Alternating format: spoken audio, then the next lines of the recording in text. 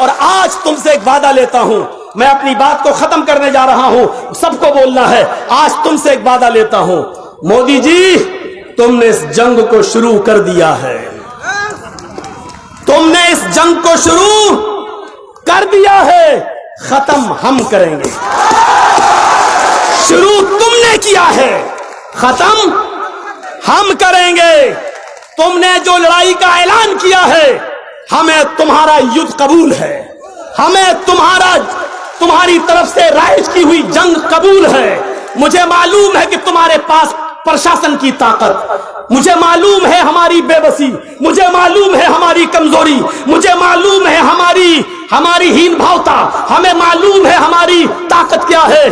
तुम बहुत बड़ी ताकत में हो, पुलिस तुम्हारे साथ, प्रशासन तुम्हारे साथ, आर्मी तुम्हारे साथ, फौज तुम्हारे साथ, यहां तक के सुप्रीम कोर्ट के प्रेशर में काम करने वाले जज भी तुम्हारे साथ, सब कुछ तुम्हारे साथ। हमारे साथ क्या है? इस देश का प्यार, इस देश की मोहब्बत, हिंदुस्तान का प्यार, हिंदुस्तान की मोहब्बत। हम बर्दाश्त कर गए 370 हड्डी, कुछ नहीं बोला। हम बर्दाश्त कर गए ट्रिपल तलाक, तुमने पास करा लिया, क्योंकि हम इस देश में अमन और शांति को बहाल रखना चाहते थे। हम बर्दाश्त कर गए कि बाबरी मस्जिद का फैसला प्रेशर में तुमने अपने पक्ष में करा लिया, लेकिन अब तुमने हमें भारत का मानने से इनकार कर दिया है, भारत को का नागरिक कबूल करने से मना कर दिया है। इसलिए अब आखिरी बात कहता हूं मैं आपसे, मोदी जी अब हम उठ गए हैं। अब इस युद्ध में या तो पूरी तरीके से हम जीतेंगे या पूरी तरीके से हम हारेंगे।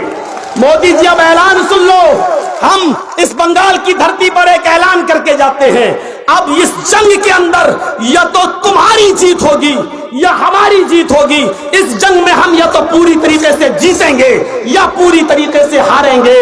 जीते तो वतन मुबारक, हारे तो कफन मुबारक, हारे तो कफन मुबारक। जीते